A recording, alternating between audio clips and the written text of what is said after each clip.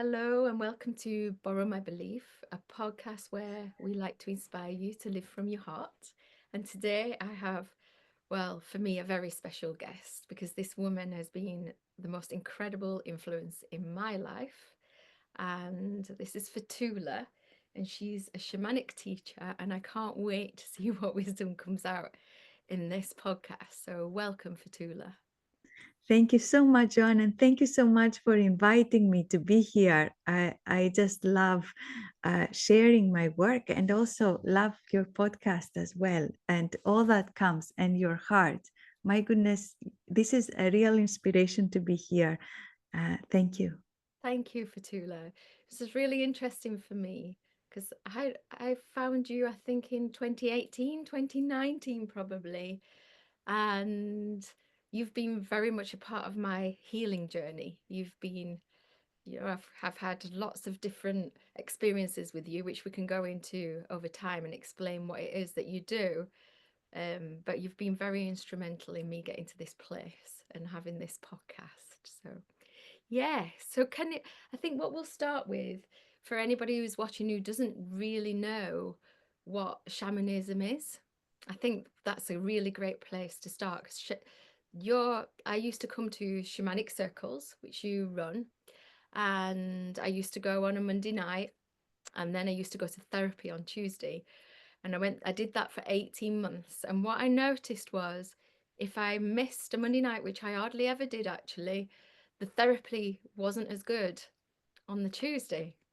And uh, something shifted when I would come to those circles. So I think to explain to people who might think, oh, that's a bit different, what actually is it? Yeah, so that's a question that I had because the word shamanism, I'm from Greece. So in Greece, at the time when I came across shamanism in the West, we don't have that word. What is shamanism?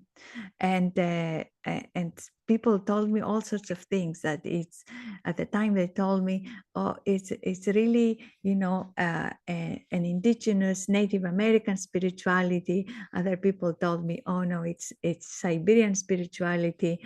And I thought, okay, there was some calling, some part of me wanted to find out.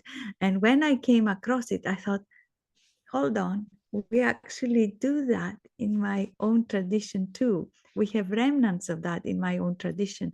And what basically shamanism is I think the most ancient spirituality on the earth. That's what people say. The word shamanism comes obviously from Siberia because when people started studying shamanism, when the academics went into their trips and field trips and started to try and define what they were finding, they had to use a term. So they used that term from Siberia, where they saw the shamans, the indigenous people, holding ceremonies for their community. And the shaman would be going into some sort of a trance, but they would always be also aware of what is happening here too. Most of them do. Some people who go completely into a trance, they have helpers that will bring them through back, so they're completely safe. But a shaman basically works with spirits.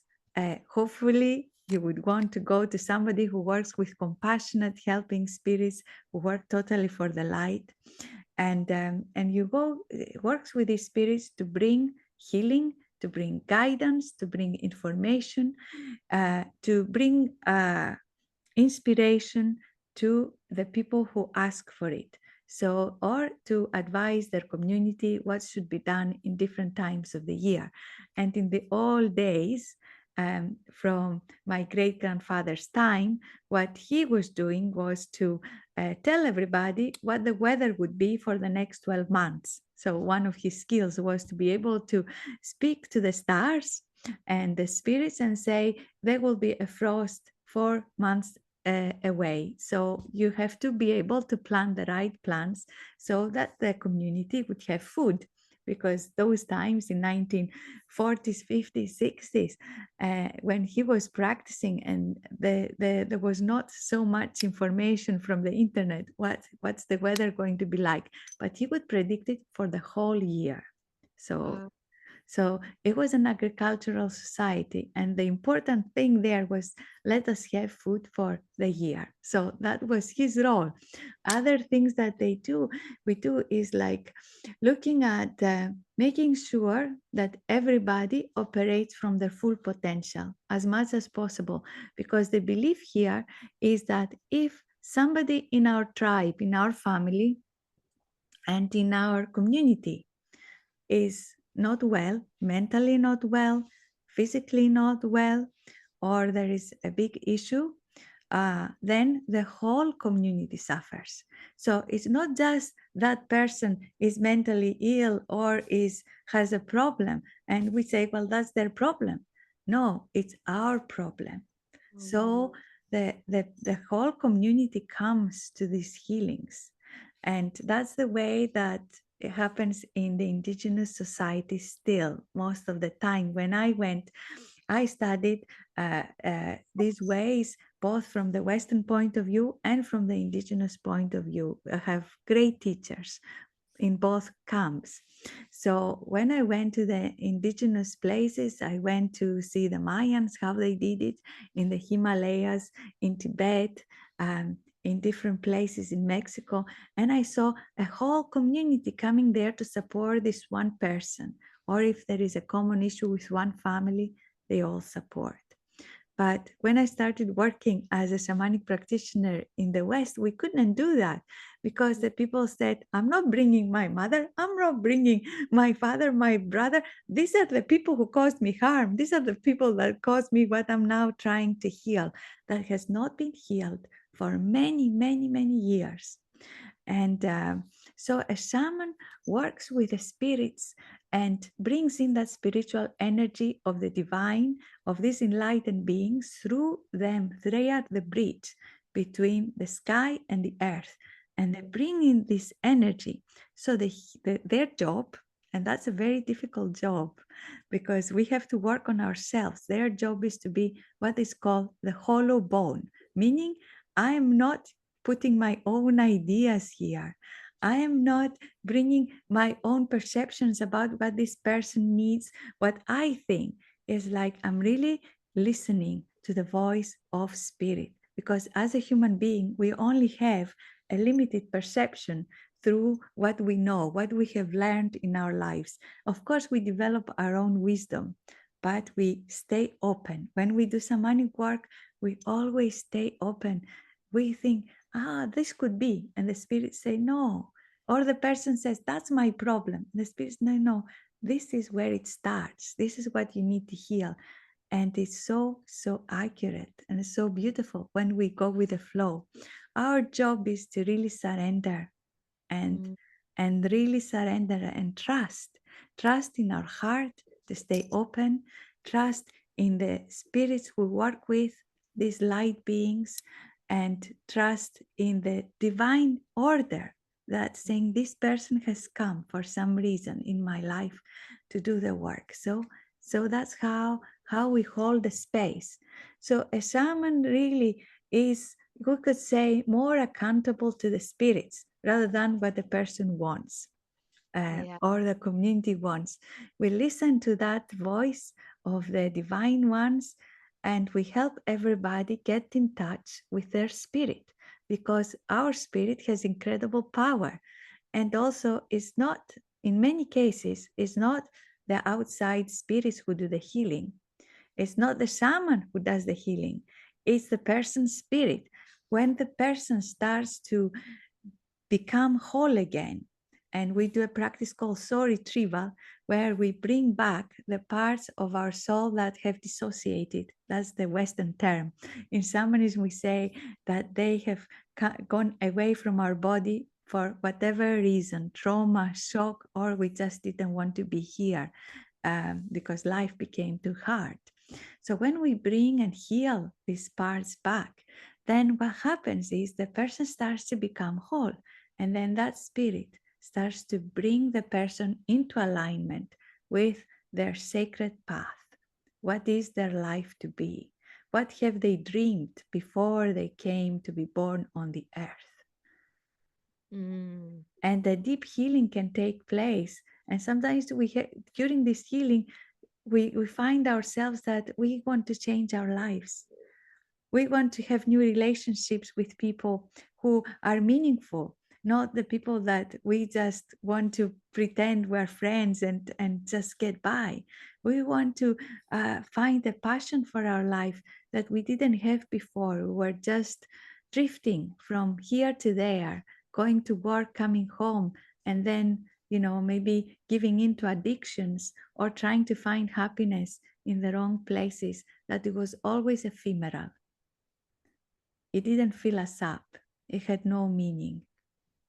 That's the purpose of this podcast, as you know, so to help people get in touch. And I always say it doesn't matter what it is, it's individual to the person. So for somebody like me, it would be the great journey that I've been on. It doesn't have to be as drastic as what I've done. It can be simple. Somebody might want to be more creative, for example. Um, but I was listening to you there and about coming into enlightenment. That's certainly what's been happening with me all these years, more and more in my authenticity, more as the trauma comes up. And what I wanted to talk about is I think I've had about 13 soul retrievals with you, Fotoula. And then had some with my daughter because she's trained as a shamanic practitioner under you. And there's a subject that I'd really love to talk about that I'm really intrigued to get your take on it, actually. Because you did mention at the beginning, work with people who are for the light and make sure that you go to a shamanic practitioner who is for the light. And I wanted to talk about integration because I actually had an experience in Glastonbury recently, and I went to somebody and they weren't a shamanic practitioner, but in I spoke to a shamanic practitioner afterwards who's a friend, and looking back, they did, and I know people watching this podcast might not know what this is, an extraction. And it was kind of shamanic work. And I had 3 weeks of hell where I really, really struggled. And because I'm 6 years down in this journey, I knew what to do. I knew to call on people. I knew to do rituals. I knew to make the space ritualistic. I went to the Abbey and I got myself through that period of time, but it was really harsh. So I'd love to hear your, because that really highlights go to I mean, here I am 6 years down the road and I had an experience that go to somebody who's trusted and work with somebody who's trusted, and there is an integration. Absolutely, absolutely. In everything, you wouldn't want to go to somebody for an operation and an extraction. What you're talking about, an extraction is a spiritual operation where we see that in a person's body there are energies that do not belong to them. They're not bad energies. They're energies maybe they picked up from the environment. There was a gap in the system because of our Western way of life. We have all experienced soul loss, and these energies find a way, or they transfer from one person to another for whatever reason. There are many reasons, and a shamanic practitioner would look into this and will remove these energies and will neutralize them. So the person should not go through 3 weeks of hell after a shamanic session, you know. Um, so what I have learned and I have seen is that just now it's everybody, of course, there's a lot of alternative therapies, and everybody says, I'm this, I'm that, I advertise as this. Spirit gave me what to do. I've never trained, or I've gone and done an online pre-recorded course without ever speaking to a teacher, Mm. or I've just figured it out myself. And that is not the way. That is not the way. Actually, if you look at the indigenous people who do shamanic work, who are very gifted, who are definitely chosen by the spirits. And I have some very good friends and teachers who are indigenous shamans. And I see the dedication that they have, the integrity that they had, and how much they spend learning this path, because you always learn. You always learn. And how much work they do to stay this pure vessel and not have the ego coming in. Yeah. Because in shamanism, like attracts like in everything, like attracts like. So if somebody does not work from the heart and they just self-proclaim, or they just do a weekend workshop and the next thing they teach what they were taught in that workshop, and that happens in our world, it is there, we have to speak about it. um, then what happens is that even if they have done the work, they have done the training, but they go into the ego so much, then what they carry is the spirits who work also from the ego, the Yeah. spirits who are not interested in doing the healing work, but they want to attack instead and cause harm. And this is also, there is a danger there, and the person may feel really bad afterwards. Some people can cope, like yourself, that I know what this is, I have friends who can help me, I can help myself, I can heal myself also. So get the help you need to come out of that space, and let it not affect you anymore. And other people's lives, they get into a chaos, or they have even physical symptoms. They feel very ill, they start to, you know vomit all the time. They say, I have not been well since that healing. and Mm. uh, and I think that is such a shame, such a Yeah. shame, because shamanism can be so powerful, can be so incredibly beautiful. The person after a shamanic session may leave and feel, oh, I'm at home. Yeah. Well, Eh, that's what's happened when I've been to you. There's a very, I wanted to bring this up so that people would understand. There's a very marked difference between 18 months of shamanic circles with you. Um, I think it was about 13 soul retrievals because I gifted a couple, and that whole journey compared to what happened in that other experience, very, very marked difference. And it really, prior to that, I'd always been to good things and I'd always done my research and had been discerning. And the way I look at that now is it showed me, it literally showed me the difference. And of course, now I'm doing this podcast and everything and all the different things that I'm doing. I had really good friends for Fotoula, one particular friend who was with me, and we came to the conclusion together actually that I needed to see that so that I could be more discerning. And it was, do you know what? It was kind of healing in itself because I'd had this pattern that was going on in my life, and without going into too much detail, it was part of the pattern, and I'd managed to break it through that experience, which was really, really interesting. But gosh, I wouldn't want to go through it again. I'd rather come to you. Well, to anybody out there, I just want to say, because shamanism is right now is also a fashion thing. It's like, Yeah. yeah, people want to experience it because shamanism is so beautiful.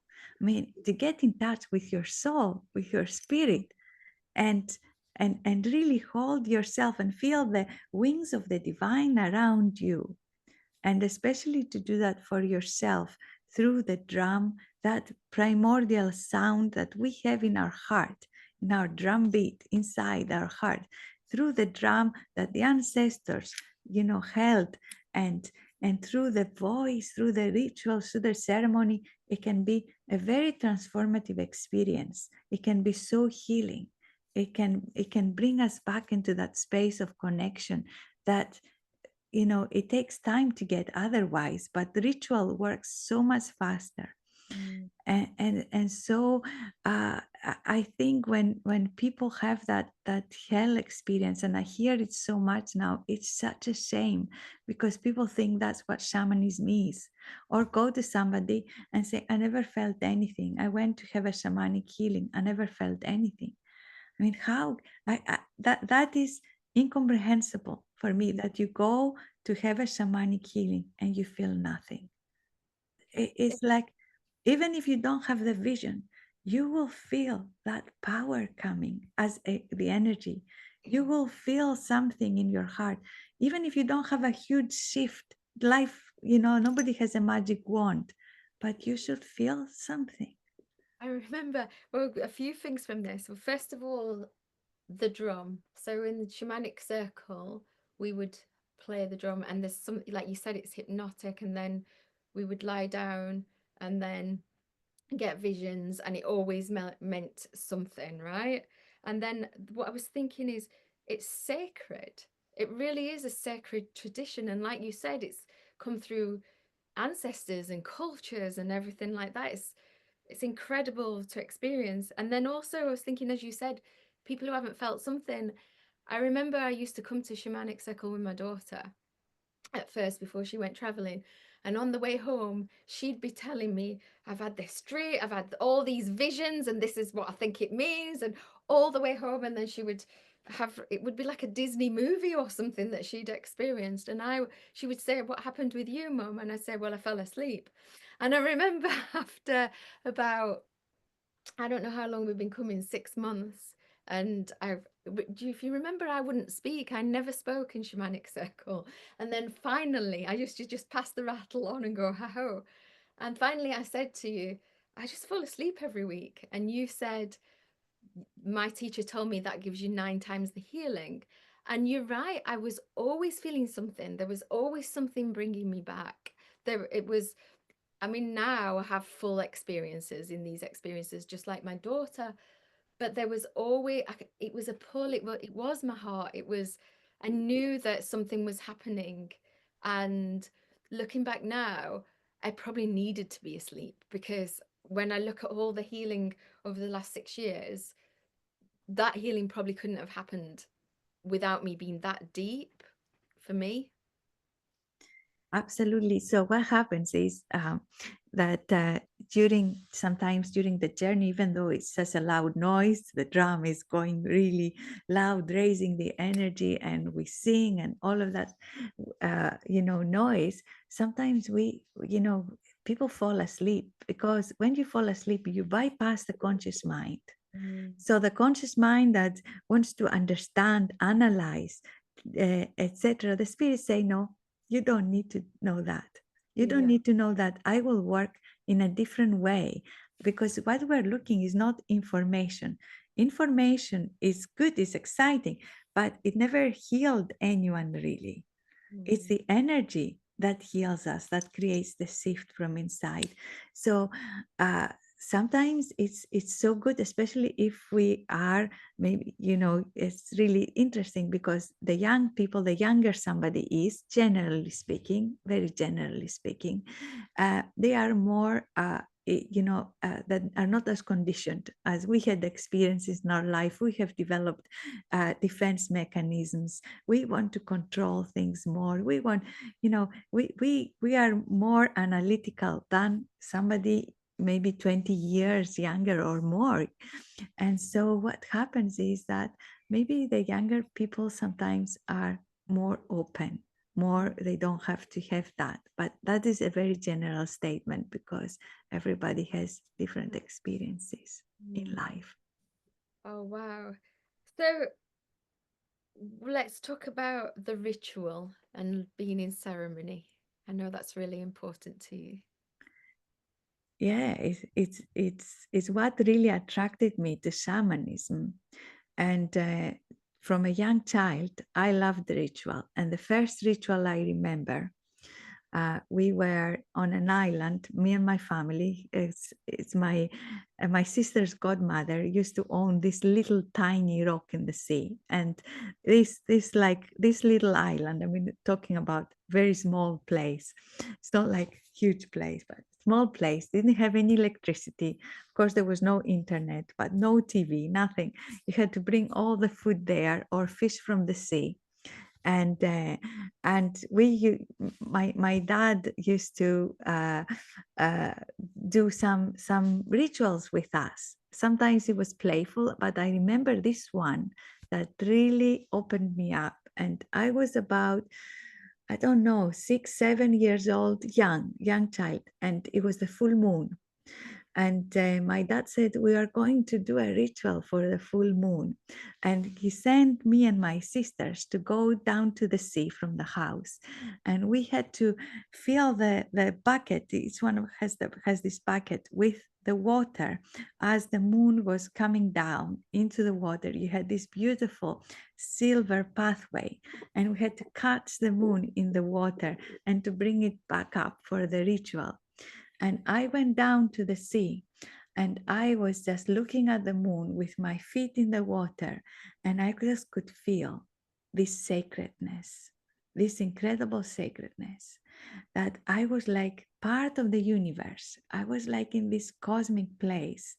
And then I took the water and I didn't realize time left. It was just like an hour. Then everybody was waiting for me up there, thinking, we were just sent there and back for 10 minutes and you are there a long time.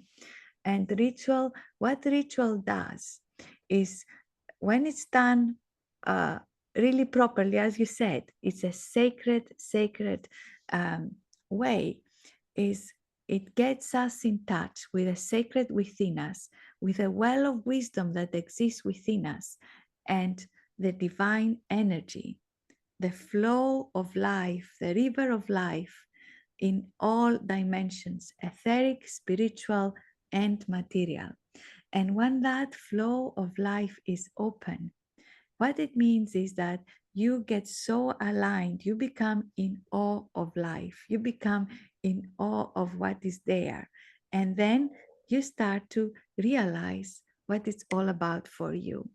So you could be doing a ritual, and this aha moment starts to be birthed from within you.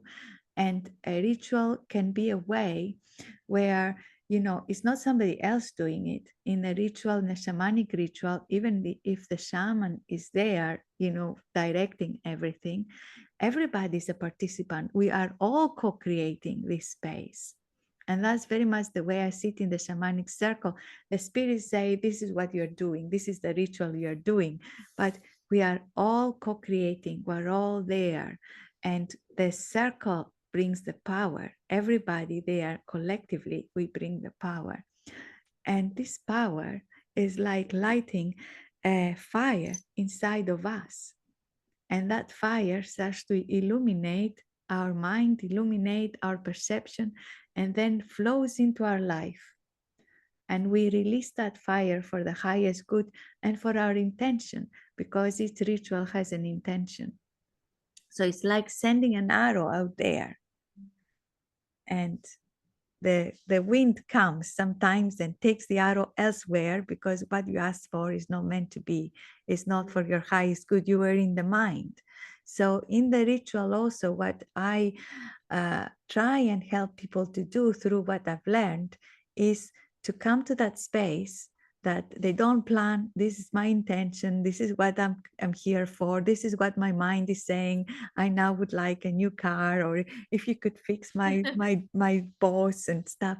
It's like I start speaking and noticing what you are saying, because you are speaking from a deeper place. You are speaking from this, your spirit is speaking. And so you start to rattle or to drum, and you start to speak and notice what you said was not what you would have said before the ritual, because that was the ego. Because it's coming through you. So Yeah. I've been doing quite a bit of ritual recently. This is beautiful. So when I sit down and I set my intention, if I rattle and then see what come with the intention, but then see what actually comes through me from within.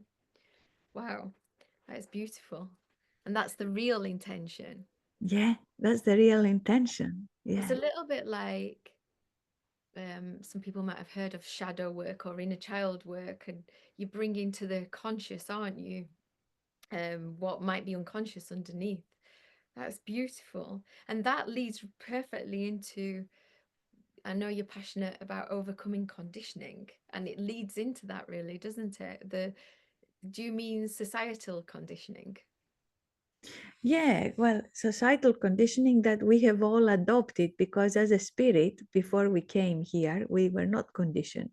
We Mm-hmm. were we were our infinite spirit. If you look at the eyes of a young baby, but they don't know how to speak, they don't know how to talk, they don't know how to ask for things or what everything, what name is for a table or for a chair. They don't know any of that, but they are radiating so much light.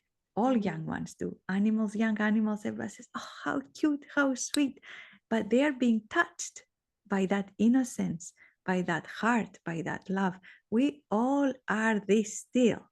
But what happened to us is that we have adopted the beliefs of the world, of the outside, that said, this is what the truth is for you.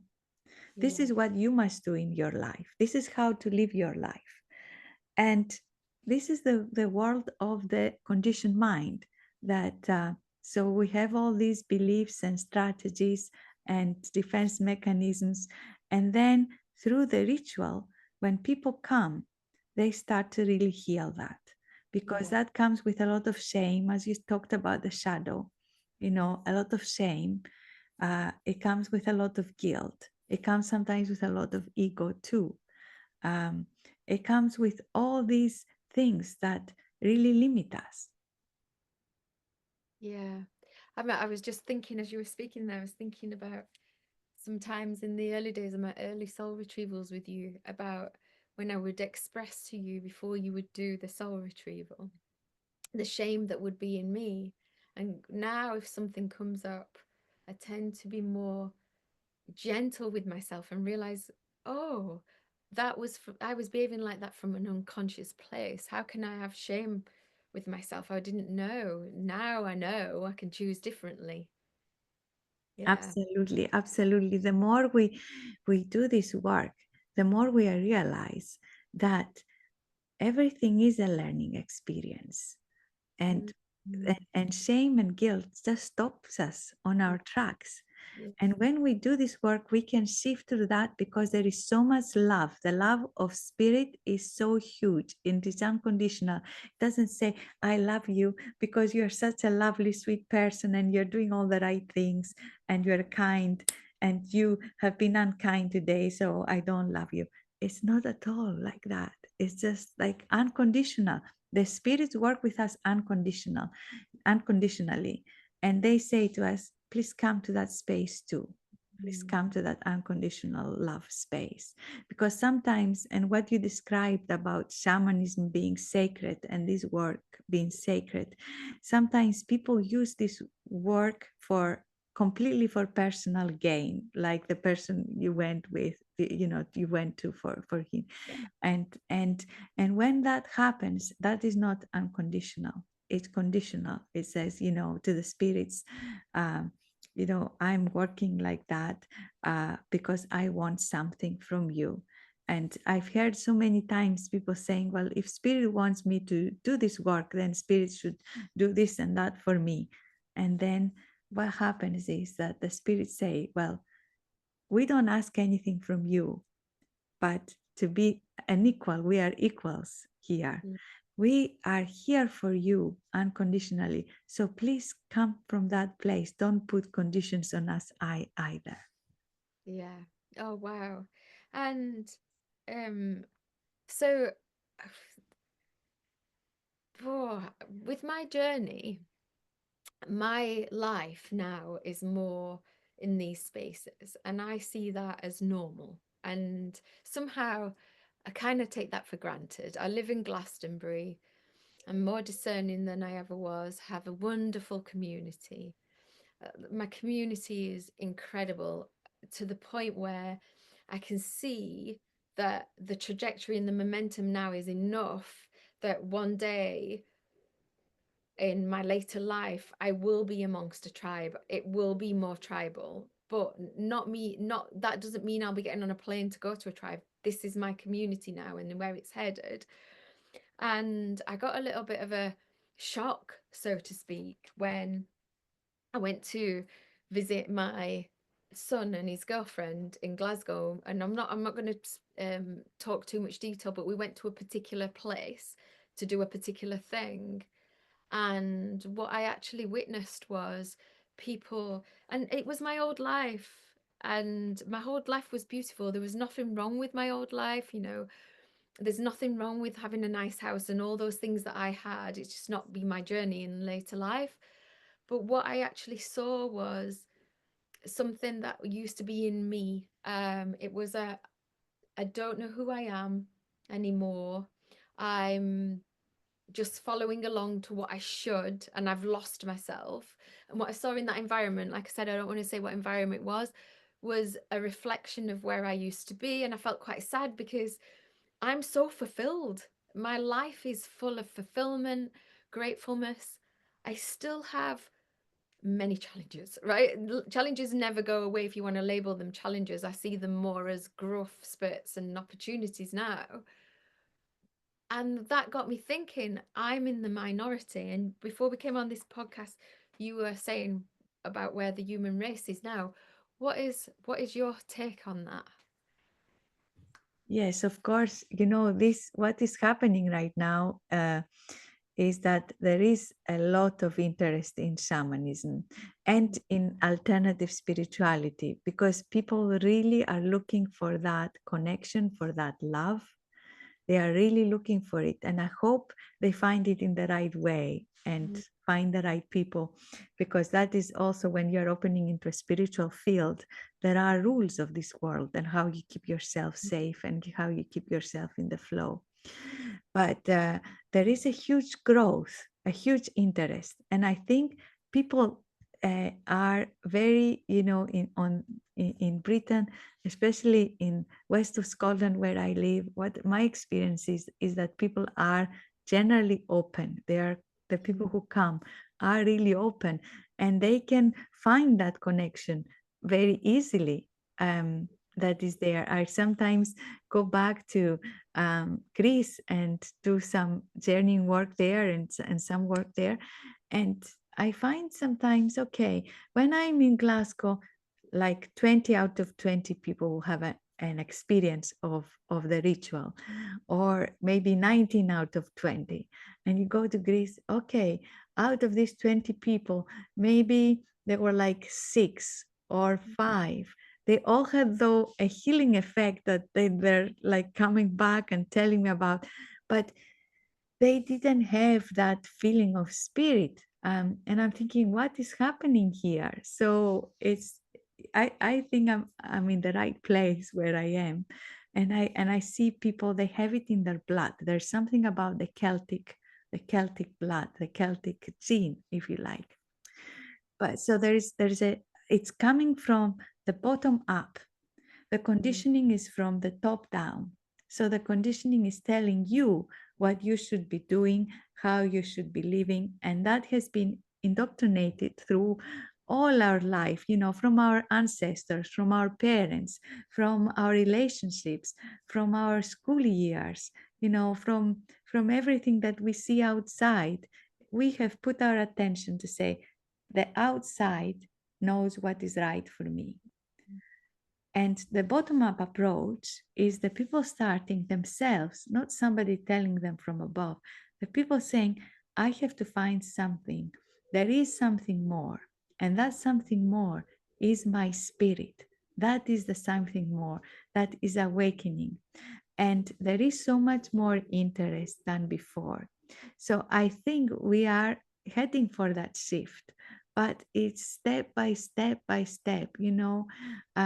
These structures that we have as a society, like you said, my life wasn't, it was a good life, but it wasn't as fulfilled as it is now, where I'm living from that authentic place of my spirit. And we'll start to find out that as a society, as this movement from below comes up, we'll start to say, our society, the structures that we have are not as fulfilling as we would like them to be. And there is a change, but again, the conditioning doesn't know what to do, because it's coming from the place of the mind, of just the mental state. And what we're bringing is the spirit. So the spiritual state has to come up, and it can't come up through, organized religion, because that is so limiting, so limiting. It's not like, again, giving the power to another person. Here in shamanism, we say, we are all needing to tap into this spiritual energy that we carry. And that is what will make the difference. Yes, I used to work with dentists and they're very scientifically minded. And the first time that I left the dental industry was 2021. And I went back into it after about 18 months. And what I noticed was a real shift when I went back. You're right about people being open minded. And I would talk about energy because they were spiritually minded, they understood energy. And really, spirit is working with energies as well, isn't it? It's all energetic. Yeah, yeah. So in shamanism, we see that everything is connected because we have this web of light. It's like you could say energy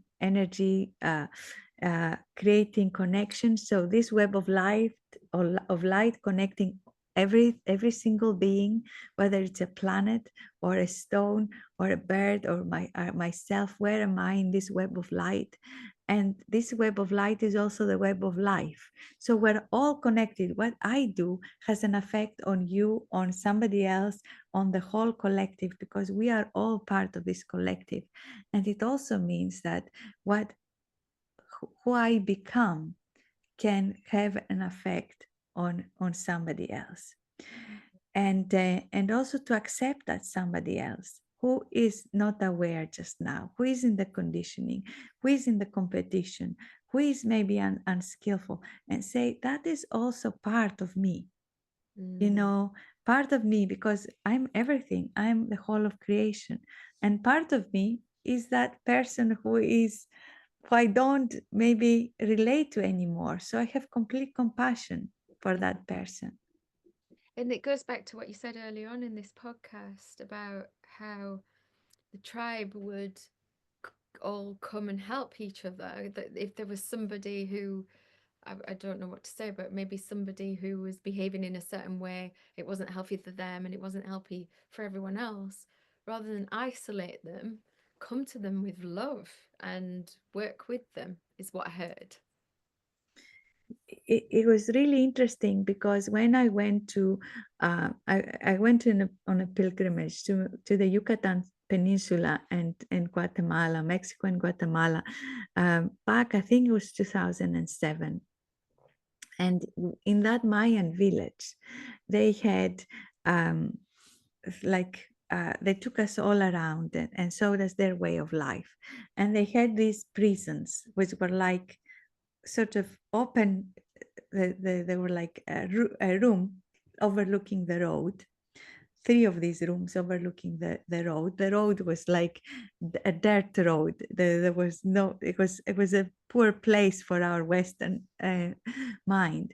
And they said this happens when somebody, let's say, has an alcohol problem. He's creating trouble for his family, or etc. They take him and put him in that place, and Mm. somebody stays with him.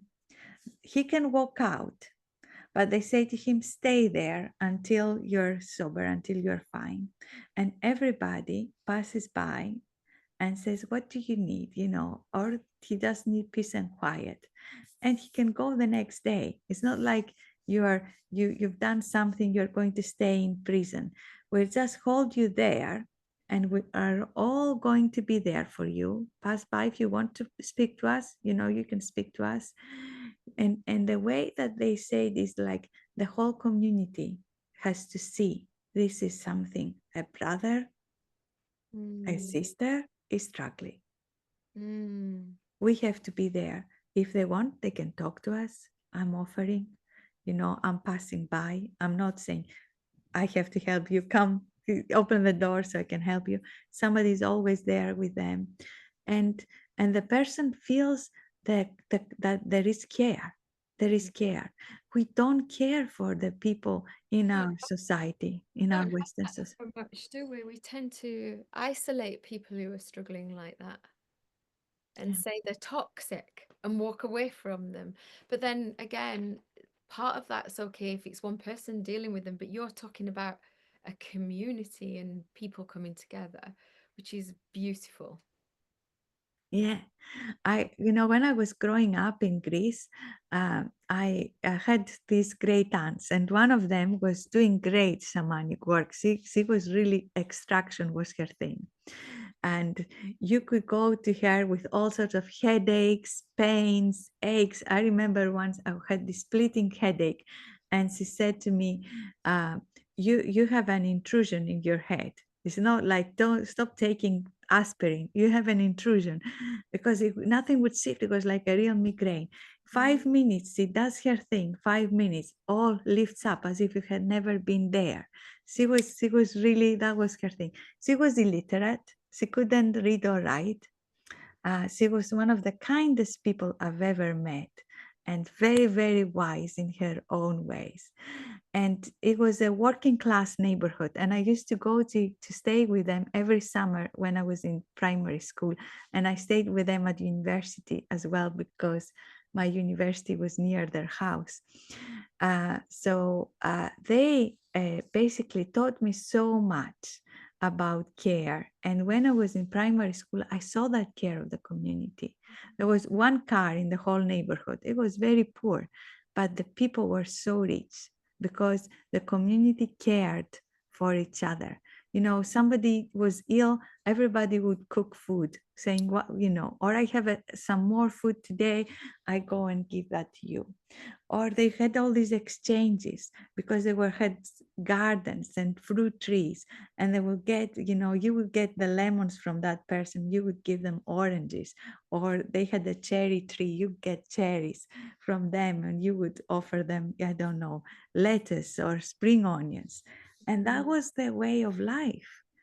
And there was a huge care. And if somebody was ill or something was happening with somebody, the whole community knew that.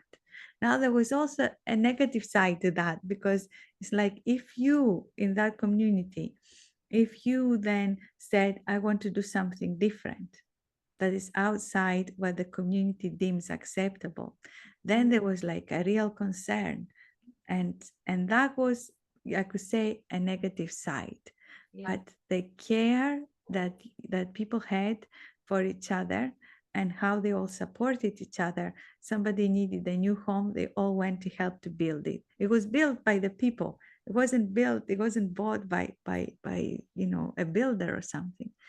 And it was maybe not built in the best way, but they're still standing. These buildings are still standing. Wow. So you've seen two sides of life. Do you know, Fotoula, I could talk to you all day long. I really could. I know that people who want to know more that don't know much, you wrote a book a number of years ago, The Golden Book of Wisdom, that you can get on Amazon, which I'll put a link. But you've also recently written another book called Sacred Mysticism and of Egypt, and I know it's very close to your heart. So do you want to tell us something about that book and what's we'll put the link to that as well.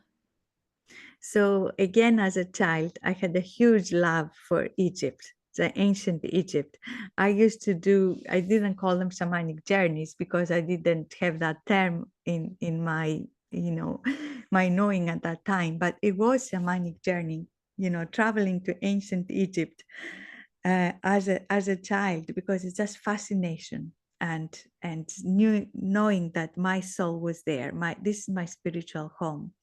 And in 2006, I had a huge awakening through the Egyptian goddess Isis, who has given me so much. She has given me a huge body of work of the teachings. What she calls them is the mystery school of ancient Egypt.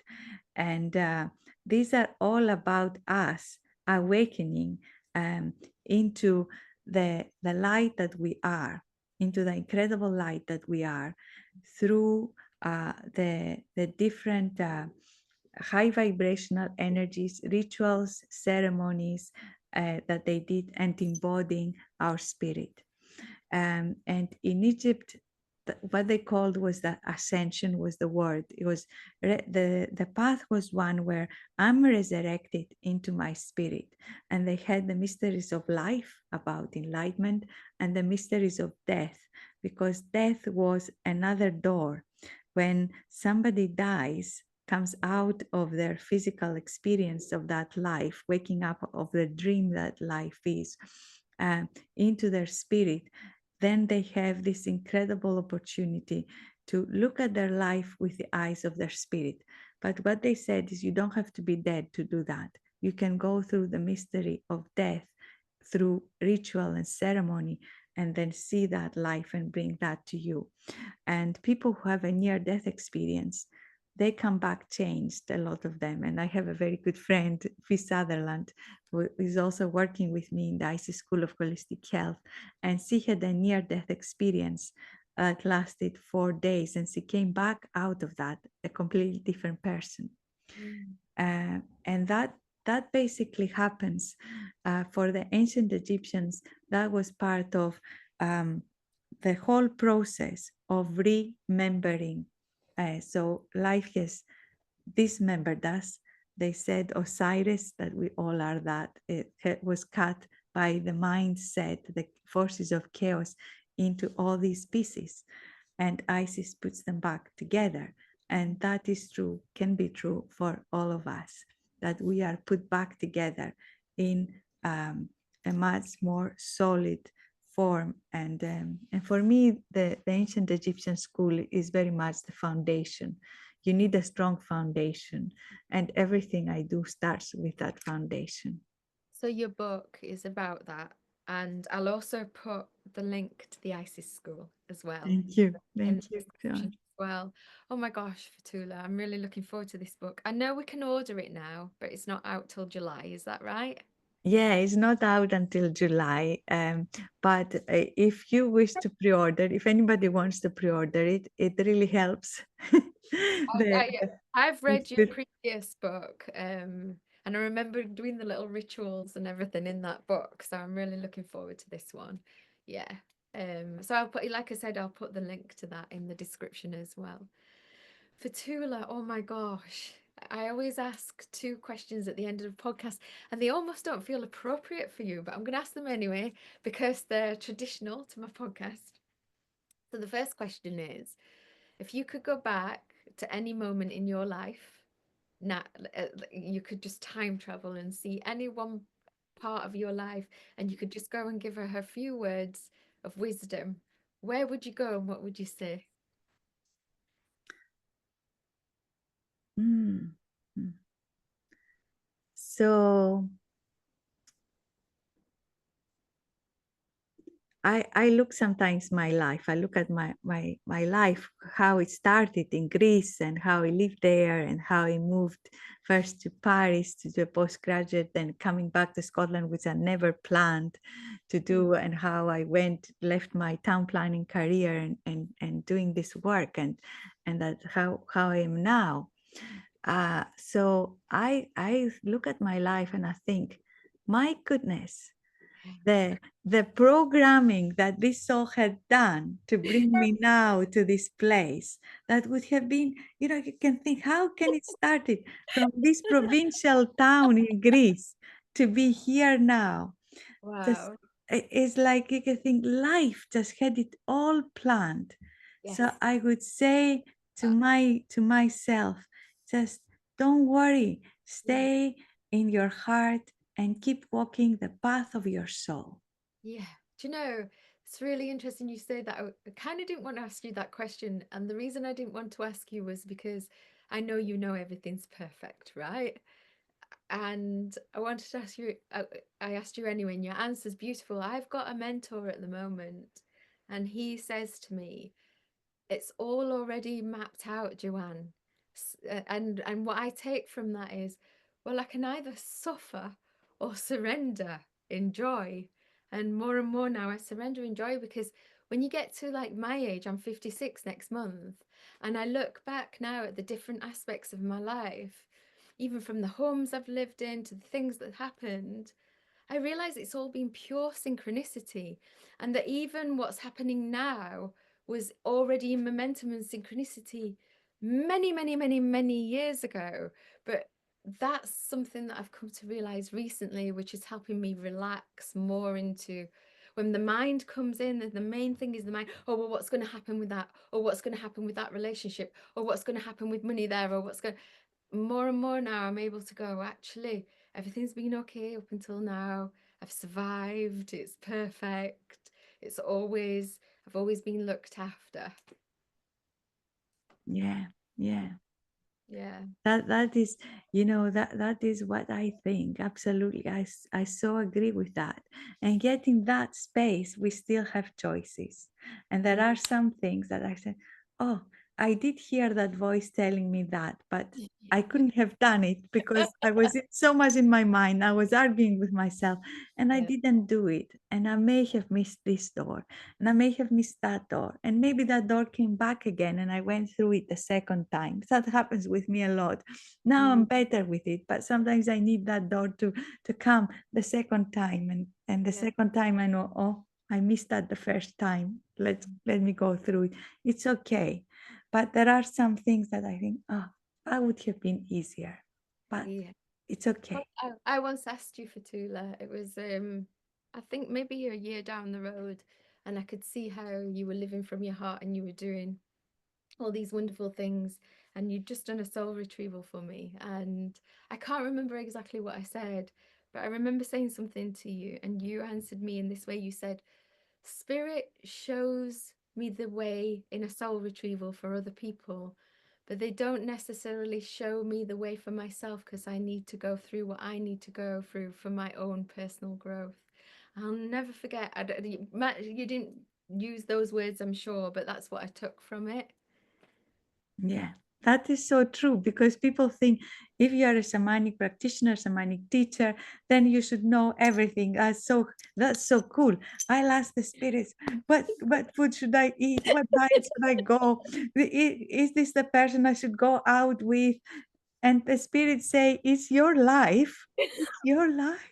You It's you so know? annoying, isn't it? So, I've got one particular client at the moment, actually. She'll know who she is when she listens to this. She'll say, "It really helps me that you're authentic, Joanne, and you tell me that you haven't got it all together." Because we haven't. I always say to people, don't believe that gurus have it all together. If they don't, if they, because you know my story, and you know I fell trap to somebody who looked as though they all had it all together and professed that they did, and it actually was a great experience because it made me more discerning, right? But I always say to people now, because of that experience I have, don't believe a guru who tells you that their life is all together. That's not the case. If you're going to somebody who's on this path, they will be stumbling as well. They will have their own growth. They will have to look at themselves. Yes, I don't follow any guru because I have met some of the most wonderful, amazing awakened teachers and who are so humble. Mm, And yeah. you can really see that they never use the word guru or shaman. They are, for their community, they are shamans. They Mm, absolutely are. They're indigenous people. And I met people one of my teachers who taught through ritual and ceremony. He didn't actually teach with information. He would give a speech and then he would do this ceremony called the fire dance. And that was in Glasgow too. Now he's passed on to spirit in a most wonderful way. Even his passing was a teaching.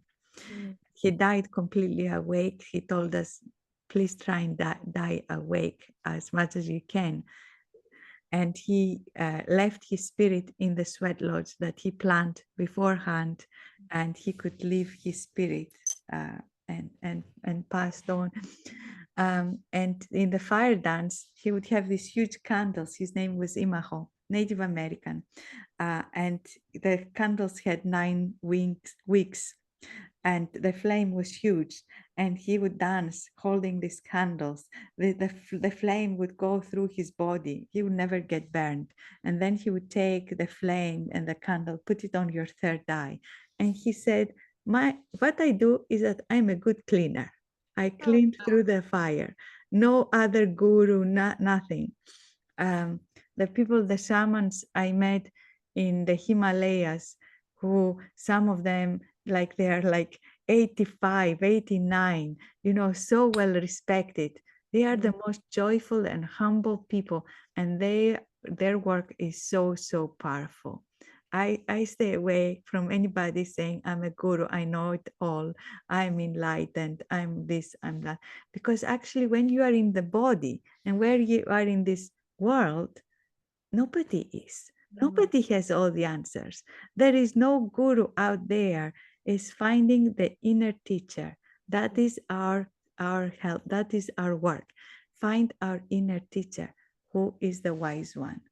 And if Yeah. any guru says, worship me or give your power to me, I am your teacher, therefore you are this person that, you know, then and doesn't help you find your inner teacher, then No. I And would stay away. I've had that experience and come through the other side.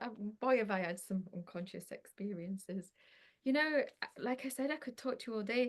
I was listening to you there. My mum passed away in November last year, and it was so sacred.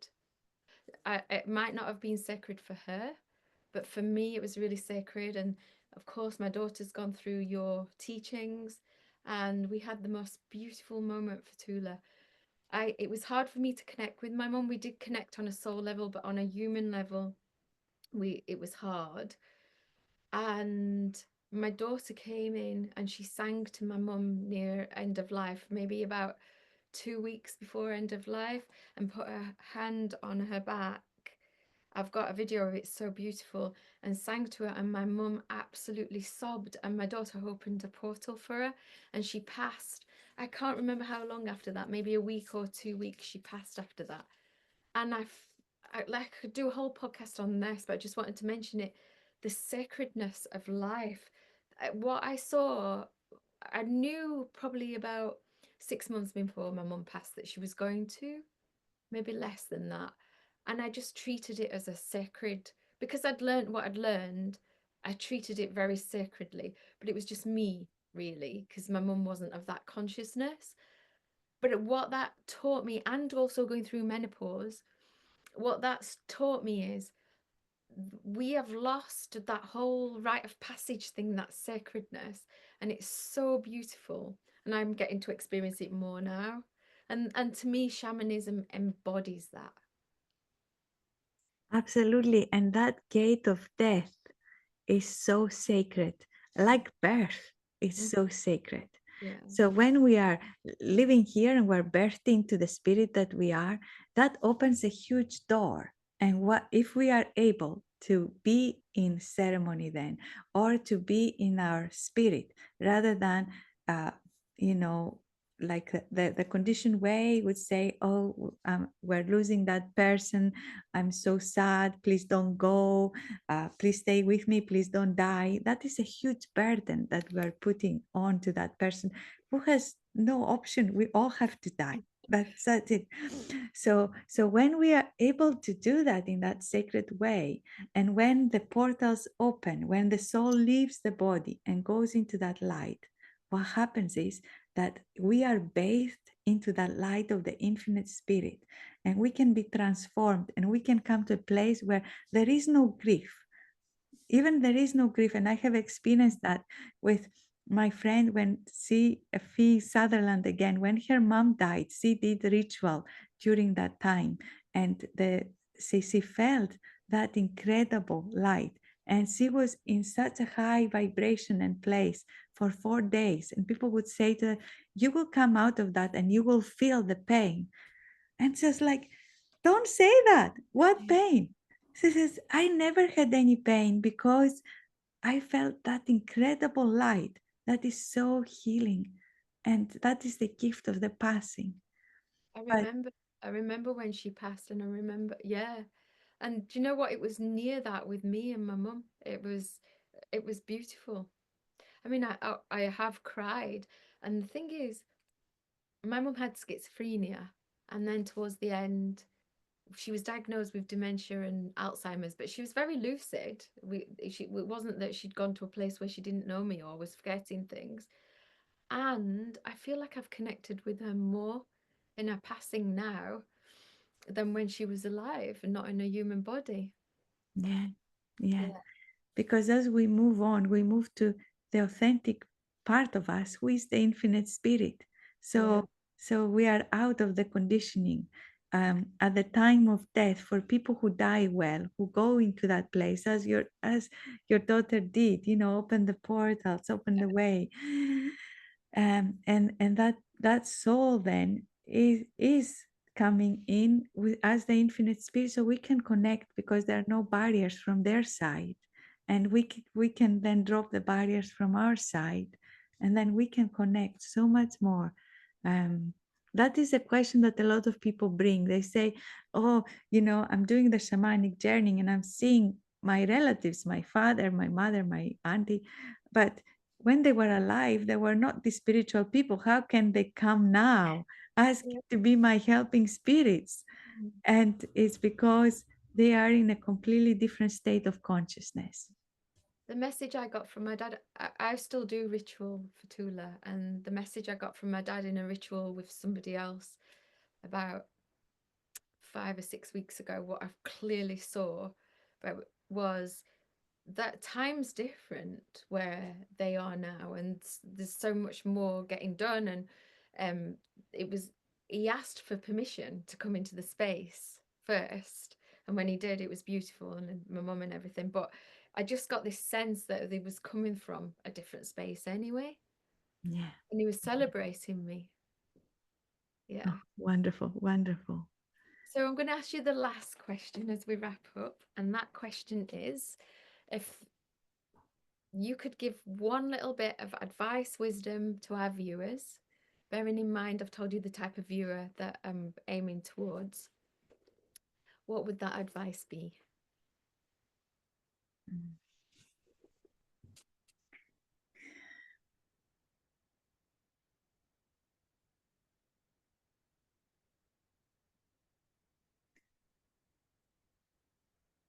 So, my advice to the viewers is to um, keep, or if they wish, to go into the space of being the seeker, of having that curiosity about themselves and life, and to keep traveling in the river of life, in the Mm, river of their life. And one of my teachers used to call it be the nomad. That when the soul came here, said, I want to experience life. I want to experience life. For the soul, it's not, you know, good or bad. It's like all of that is my experience. I want to travel in places where you have to really go up the mountain because the view is so beautiful from the top.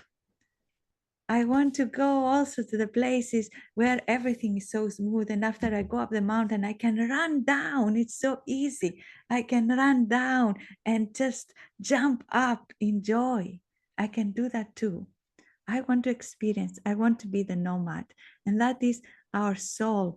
And our soul comes here and it's just stuck in a box and saying, this is your life, and keep safe, keep small, keep hidden, hide there in that little box. And we just see the world from such a small, small perspective. But as we are starting to seek, we find, and our perspective opens, and our ability to enjoy, to feel the joy that is our spirit, not through something external, but through ourselves, and that lasting effect of being the light of our spirit, then that is immense. And to mm. trust in life, everything that comes. Yeah, Trust. What trust, a great, trust. what a great way to finish off. Thank you so much. I know that you're really busy these days for Tula. I know you have a lot of commitments. I know that. Oh, it's just such an honor to have you on my podcast. I really appreciate it. I've got this For feeling me I wouldn't too. have got hold of you if I'd have left it even a few months longer. So And thank so much. And thank you so much too. And thank you to everybody who is watching this podcast. Thank you so much. Because as we say in shamanism, we work beyond time and space. So the energy transfers no matter, when we hear this, when the podcast goes live, or when we listen to this, may the blessings flow to all of us. Thank you Thank so much. Thank you so much, Joan. you so much, Thank love. you so much. Lots of love. Lots of love.